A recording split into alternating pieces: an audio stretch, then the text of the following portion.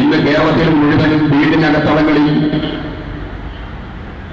കവലകളിൽ ഏറ്റവും കൂടുതൽ ചർച്ച ചെയ്യപ്പെട്ട് മുന്നോട്ട് പോകുന്ന വേദനയുടെ വികാരത്തിന്റെ ഭാഗമാണ് യൂത്ത് കോൺഗ്രസിന്റെ ചുവന്നൂർ മണ്ഡലം പ്രസിഡന്റായിട്ടുള്ള ഈ മിടുക്കനായിട്ടുള്ള പൊതുപ്രവർത്തകൻ ശ്രീ സുജിത്.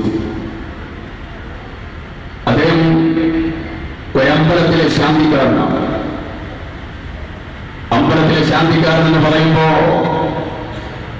നമുക്ക് എല്ലാവർക്കും അറിയാം, വളരെ നേരത്തെ വിശുദ്ധിയായി കർമ്മത്തിന് നേതൃത്വം കൊടുത്ത്, ഭഗവാന്റെ ഏറ്റവും വലിയ ഈശ്വര കൃപയ്ക്ക് നേതൃത്വം കൊടുത്ത് വിശ്വാസി സമൂഹത്തെ മുഴുവൻ ആശീർവദിക്കാനും അവരുടെ നൊമ്പരങ്ങൾ കേൾക്കാനും ഒക്കെ നേതൃത്വം കൊടുക്കുന്നതായിട്ടുള്ള ഒരു വിശുദ്ധനായ പ്രവർത്തകനാണ് പ്രിയപ്പെട്ട ശ്രീ സുജിത്. അദ്ദേഹം യൂത്ത് കോൺഗ്രസിന്റെ ഏറ്റവും മെഡിക്കലായിട്ടുള്ള ഒരു പ്രവർത്തകനാണ്. അദ്ദേഹത്തിന് വേണമെങ്കിൽ ആ ഫോൺ കോൾ വരുമ്പോ പുറത്തു നിന്ന് ഒച്ചയും ബഹളവും കേൾക്കുമ്പോ അദ്ദേഹത്തിന് വേണമെങ്കിൽ അവിടെ തന്നെ ഇരിക്കാം, പുറത്തേക്ക് പോകാതിരിക്കാം. പക്ഷെ അദ്ദേഹം പോയി എന്നുള്ളത് മാത്രമല്ല, ഒരു കോൺഗ്രസ് പ്രവർത്തകന്റെ, യൂത്ത് കോൺഗ്രസ് പ്രവർത്തകന്റെ സാമൂഹ്യ ധർമ്മം എന്താണ് എന്ന് വരച്ചു കാണിക്കുകയായിരുന്നു സുജിത്ത് എന്ന് പറയുന്ന മെഡിക്കലായി പ്രവർത്തകൻ.